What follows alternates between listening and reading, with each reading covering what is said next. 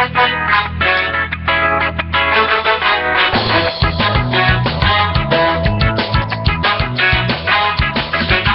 welcome back to the show, folks. That's right. You got the American Adversaries Drive Time and Now Prime Time show on AM 660. The Answer, 407-774-8255 is the number. We did give away those 3 DVDs. There it is right there. There's a cut from it, right, Nick? And is that what that sound was? I thought, whoa. I think so. By the way, it's a Blu-ray plus DVD plus digital HD, whatever all that means. One of them's for download. One of them. Remember, the proper pronunciation of Blu-ray is all right. Blu-ray. All right. Blu-ray. Everybody calls it Blu-ray. Top of the line stuff doesn't go on sale until tomorrow, but we've got some more to give away tonight. We gave away the first 3, and then in the second half hour of the show, we'll give away some more, and then we'll give away some more in the second half of the show. Not the second half hour, but the second half of the second hour of the show. That's right. Yeah, Lucas, he works in a place where they sell DVDs. He says that you cannot get this unless you get one from us because they do not go on sale until the 19th, tomorrow.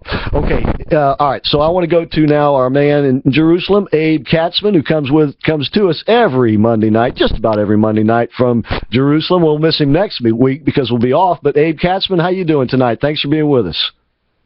I'm doing great. How are you guys? Well, we're doing pretty good. Doing pretty good here. A little warm today. We could use a little rain. How's the weather there? Yeah, it was about 97 degrees here today. That's pretty hot for this time of year. Hoo-wee, I tell you what, it is. That's hot anywhere. Yeah, but there's a lot of hot things going on. Yeah. Abe, I kind of don't know where to start. Let's start with Ramadi. It has fallen now. I believe we spent about 1,000 lives trying to take that city, and about 4,000 or 5,000 wounded, and now it has fallen to the Islamic State. What are your thoughts on that? Yeah, that leaves a kind of a bitter taste. We spent a lot of blood and a lot of treasure capturing Ramadi, and in fact, turning the entire Anbar province over to our side. It was really one of the more significant victories, really crucial victories of the Iraq War. And to have it collapse with just like that is really not a good sign.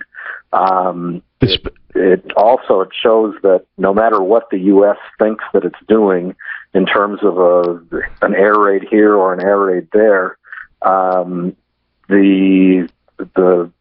tide of this war is not going in America's direction. I know. I was watching over the weekend, and of course the big news broke Saturday morning. There was a special ops raid into Syria where we took out basically an accountant and took his wife, captured his wife, did free some people, but I thought, let's look back at the weekend. We got an accountant. They got the capital of Anbar Province. Who did better last weekend? And I think what you're saying is absolutely right. The tide's not going in the right direction here. Yeah, the raid was a great raid. We might have gotten an accountant, but he apparently was an important accountant. Yeah. On the other hand, we were supposedly trying to capture him and interrogate him. So from that standpoint, it wasn't a complete success. But still, it's good to see some good news. But it just is dwarfed by what was going on in Ramadi. Yeah. It also said something about what we're capable of doing when we do have some U.S. boots on the ground. These were Delta Force commandos, and it doesn't take too many of them to have a very successful raid. So I don't know how many. I don't know what would be required in terms of American leadership to get to the Iraqi military to be able to stand up. But it doesn't look like it would take all that much. Well, I certainly don't want to take away from the operation itself, and of course the bravery of our guys. And the Delta Force certainly was, a fantastic operation. But in comparison, it just doesn't stack up. Having said that, with their quote unquote interrogation techniques today, you got to wonder if they actually would have gotten anything out of the guy anyway. Yeah, got to treat him pretty softly. Oh, yeah. Under the new rules. Yeah. Well, come on. All you had to do was buy him a condo. Yeah. Did you see where Poland today is paying Khalid Sheikh Mohammed and another terrorist $236,000 in reparations? Did you notice? Did that make the news over there? That did not make the news here. Maybe in tomorrow's paper, but I haven't seen that. Yeah. Yeah, it's because the European Court of Human Rights, I think it was called, deemed that because Poland had allowed the interrogation of these people to go on their soil, and even though if they didn't know about it, they knew the CIA was up to something, that we're paying reparations to Khalid Sheikh Mohammed, the mastermind of the 9/11. $200,000. Yeah. I mean, this is upside down, Abe. Yeah, you'd think, that's the kind of money that you get when you're a Clinton and you give a speech. Touche. You're absolutely right about that. Half a speech, Abe. Yeah. Half a speech.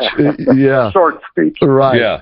But, Abe, let's consider this question. Lair opened the show today, and it's been big news over here, and I'm sure you've seen the clips over there about would you have gone into Iraq if you knew then what you know now?